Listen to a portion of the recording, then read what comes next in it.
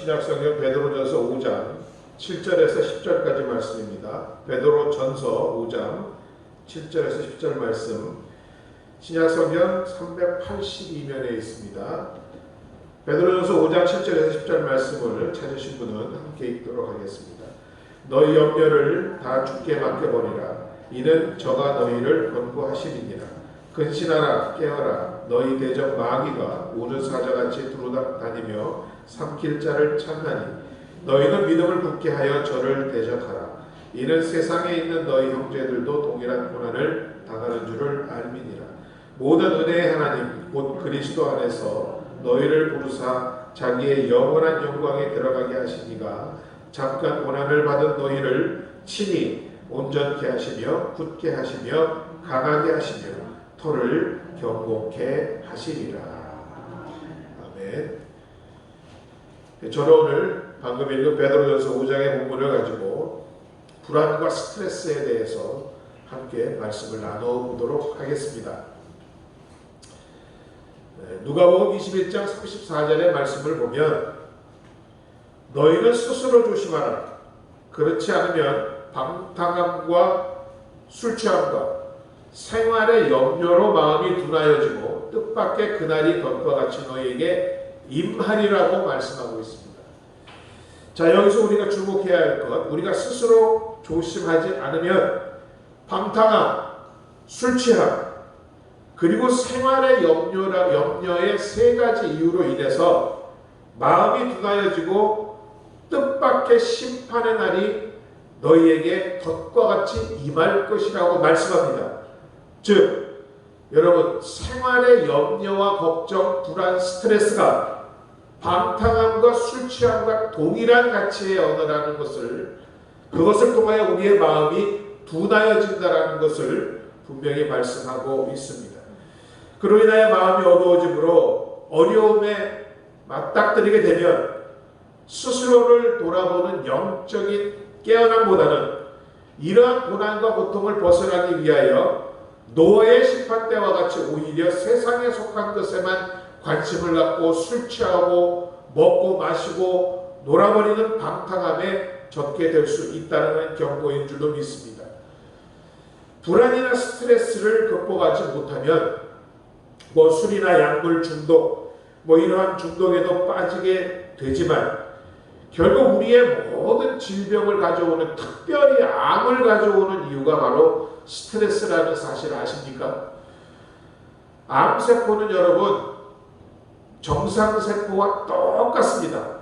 그런데 그 복잡한 DNA의 구조 가운데 마지막 한 줄기가 뒤틀려진 것이 암세포입니다. 그런데 그 암세포로 인하여 우리가 죽잖아요. 예전에 하버드 암센터에서 암을 전공한 한국인 의사 한 분의 말씀을 제가 들은 적이 있는데, 내가 지금 암이 발병했다면 10년 전으로 한번 거슬러 올라가 봐서 그때 나에게 가장 스트레스를 준 무엇이 있었는가를 되돌아보라고 얘기합니다.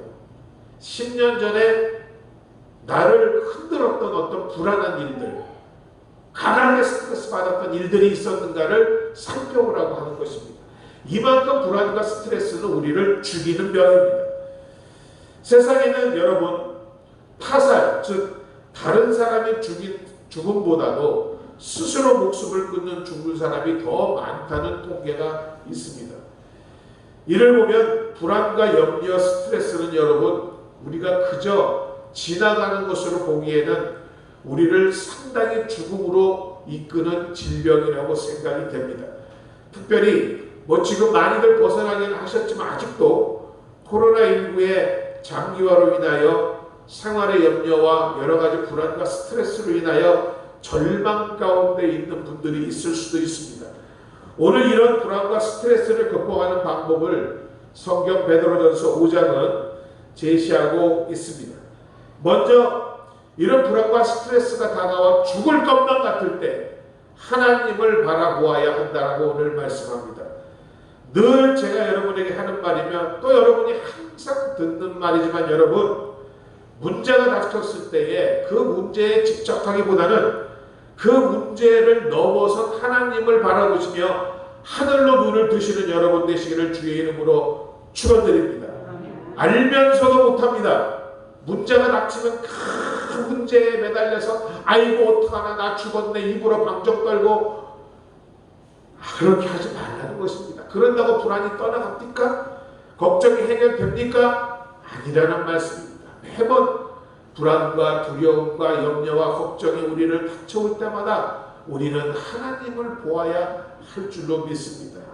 소년 다윗이 골리앗 장수 블리앗의 장수 골리앗을 만났을 때에 이보다 더 큰 스트레스가 어디 있습니까? 도저히 싸워 이길 수 없는 문제 앞에 부딪혔던 것입니다. 그러나 다윗은 골리앗을 보지 않았습니다. 사무엘상 3장 17절을 보면 다윗이 블레셋 사람에게 이르되 너는 칼과 창과 단창으로 내게 나오지만 나는 만군의 여호와의 이름으로 내가 모욕하는 이스라엘 군대의 하나님으로 나가더라고 소년 다윗이 외치며 나갔던 것을 한번 생각해 보시기 바랍니다. 여러분, 저보다도 오래 사신 분들이 더욱 여기 많이 계시지만 저도 이제 환갑을 넘긴 나이가 되다 보니 인생을 살아오다 보면 꼭 죽을 것만 같은 그런 내 인생 끝장이구나 하는 그런 때가 반드시 있습니다. 때와 장소, 시간이 다르지만 누구에게나 그런 것이 있습니다. 이러한 골리앗과 같은 절망에 부딪히는 것이 인생이란 말입니다.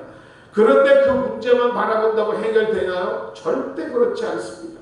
문제는 바라보면 바라볼수록 절망이요 죽음뿐이라는 것입니다. 이러할 때 여러분은 믿음을 갖고 있기 때문에 그 염려와 두려움을 더 이상 바라보지 말고 하나님으로 눈길을 돌리시는 여러분 되시기를 주의 이름으로 축원드립니다. 여러분, 문제라는 것은요 항상 답이 있는 것입니다. 그리고 그 정답이 바로 하나님께 있음을 항상 의심치 않는 여러분 되시기를 주의 이름으로 축원드립니다. 여러분, 그렇다고 하나님이 눈에 보이게 그 문제 해결해 준다는 것이 아닙니다. 환경을 통하여 여러분의 마음가짐을 통하여 또 사람들의 도움을 통하여 그 문제를 풀어나갈 길을 열어주신다는 말씀입니다. 염려 걱정 걱정하지 말고 하나님만 바라보라고 했다고 우리가 문제 당해가지고 넉넉히 하나님만 바라보는 건 그것은 아니지요. 그것은 정말 강관입니다. 하나님을 바라보되 우리가 노력할 것은 노력하고 다만 우리의 마음을 염려와 불안으로부터 더 이상 죽이지 말라는 것입니다. 그러할 때 하나님께서 여러분에게 지혜도 주시고 분명히 좋은 만남을 통하여 여러분의 앞길을 열어주실 줄로 믿습니다. 여러분, 우리가 걱정하고 염려하는 문제들을 살펴보면 10개 중에 4개는 이미 지나가버린 일입니다. 후회해봐도 돌이켜봐도 어쩔 수 없는 일이라는 것입니다. 그리고 나머지 5개는요 지금 존재하지도 않을 것을 미리 땡겨와서 걱정하고 있다는 것입니다. 아이고 이거 앞으로 어떡하면 이거 어떡하지 저점 어떡하지.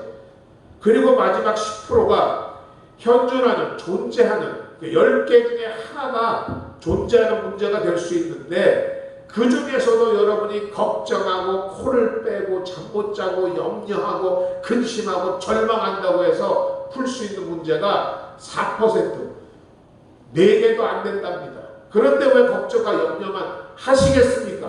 걱정과 염려는 하되 그것을 관심으로 바꾸고 기도함으로 바꾸고 하나님을 쳐다보므로 하나님이 열어주시는 그 해결의 길을 바라보시는 여러분 되시기를 주의 이름으로 축원드립니다. 다윗의 고백을 보십시오. 시편 121편을 보면 내가 산을 향하여 눈을 들리라. 나의 도움이 어디서 올까? 나의 도움은 천지를 지으신 여호와에게서 올까?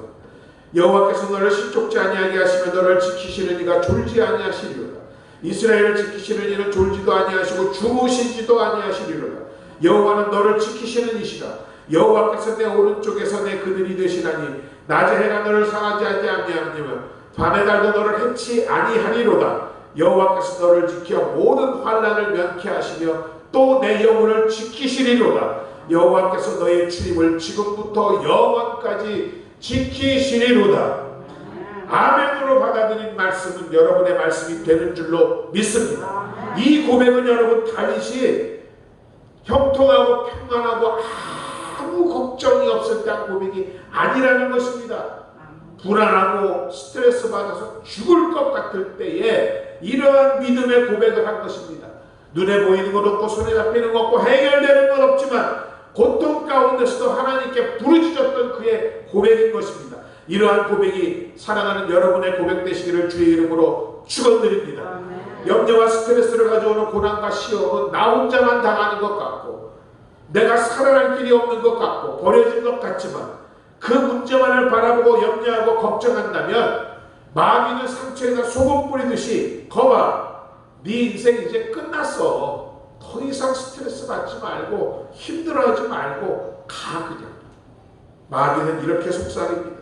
그러나 여러분, 우리 아버지 하나님은 여러분의 믿음대로 우리에게 이길 수 없는 고난과 시험을 주시지 않는 좋으신 아버지이신 줄로 믿습니다.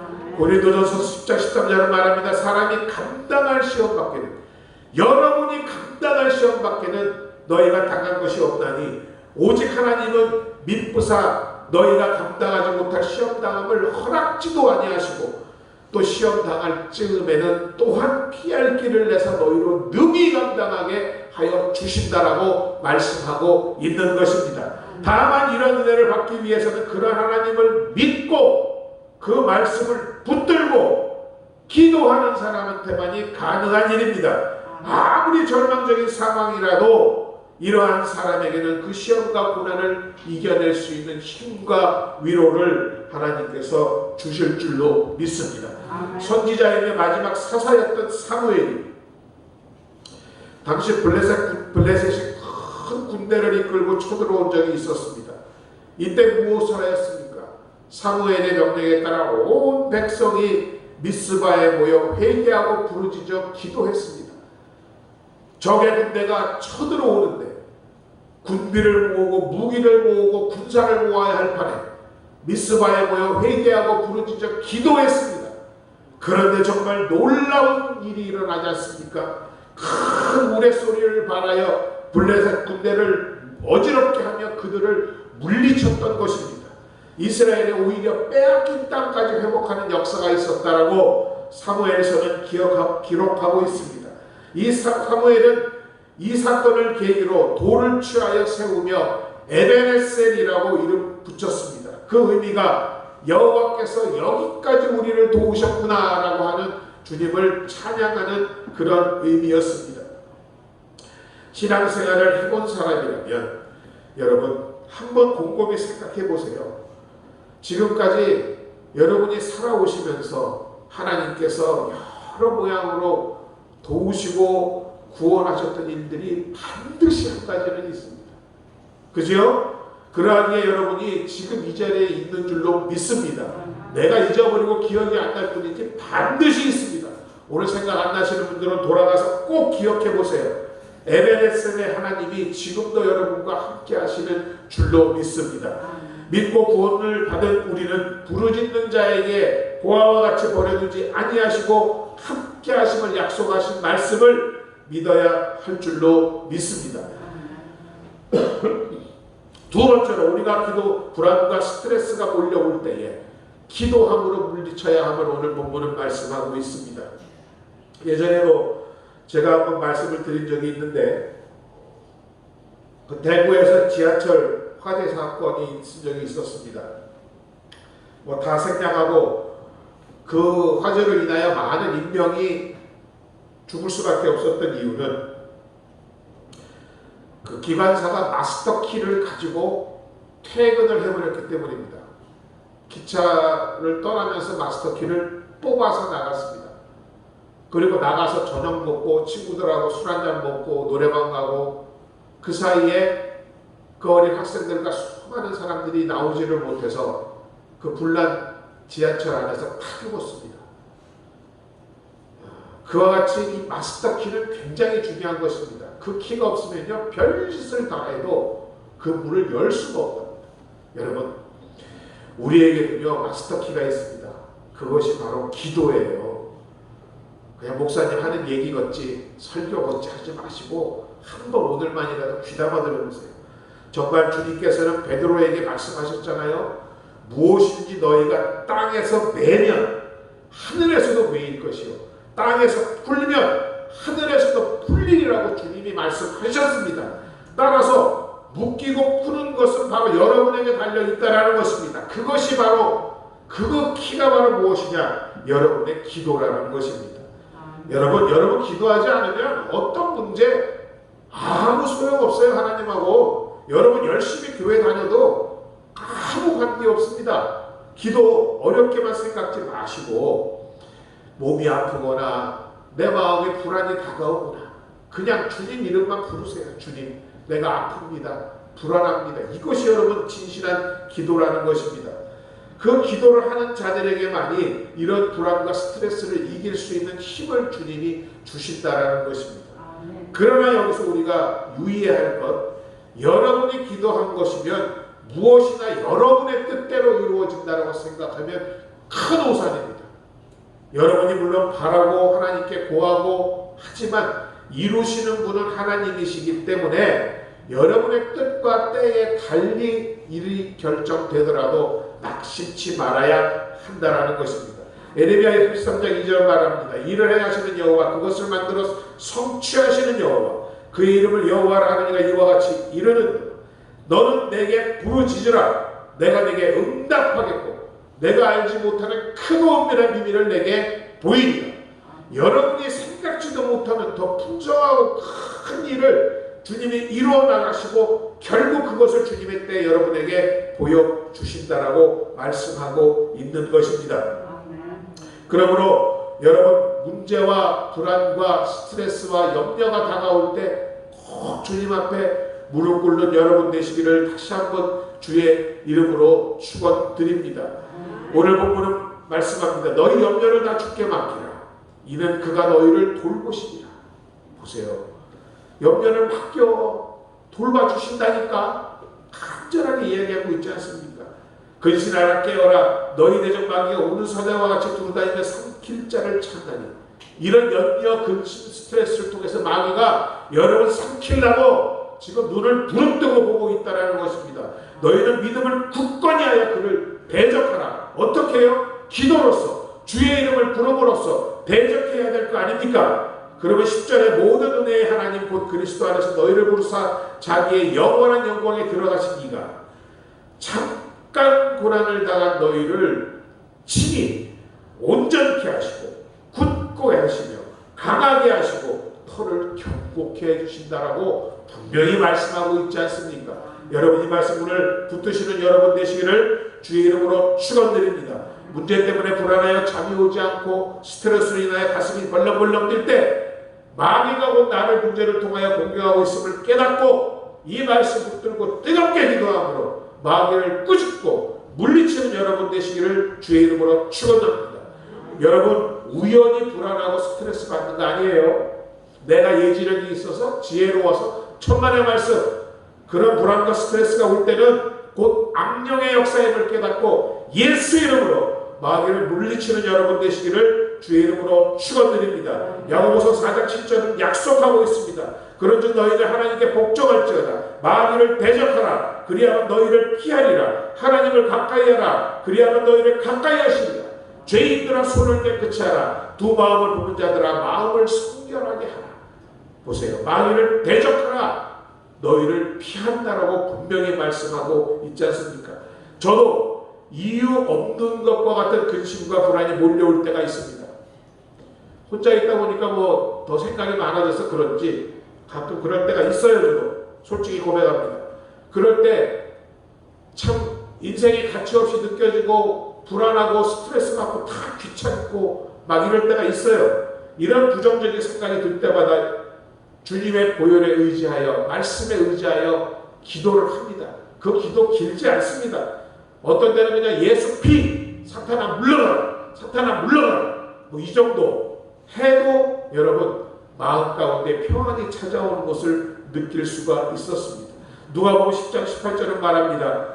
예수께서 이르시되 사탄이 하늘로부터 번개같이 떨어지는 것을 내가 보았노라.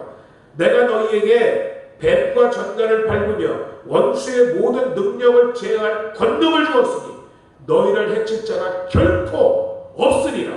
아멘. 여러분 이 말씀을 알고 이 말씀을 믿는 자들에게만 하나님이 이런 권능을 주셨다는 사실을 다시 한번 기억하시기 바랍니다. 결국 우리에게 다가오는 모든 문제와 그로 인한 스트레스와 불안, 염려는 영적인 싸움인 것을 여러분 깨달으시기 바랍니다. 저 목사님 무슨 얘기야? 내가 지금 이런 생활의 일로 아니면 뭐 빚으로 돈으로 물질로 환경으로 어려움을 겪는데 그게 영적인 일이라니. 여러분 문제 때문에 죽는 사람 없습니다. 자살하지 않는 이상은 그 문제를 이길 수 있는 힘이 우리의 마음 가운데 있다는 것입니다. 더 정확히 말씀드리면 우리의 믿음 가운데 있는 것입니다. 그리고 그 문제를 통하여 우드사자와 같이 여러분을 믿는 사람들이기에 사단이 넘어뜨리려고 하니까 이것은 영적 싸움이 된다는 사실을 분명히 깨닫는 여러분 되시기를 주의 이름으로 축원드립니다.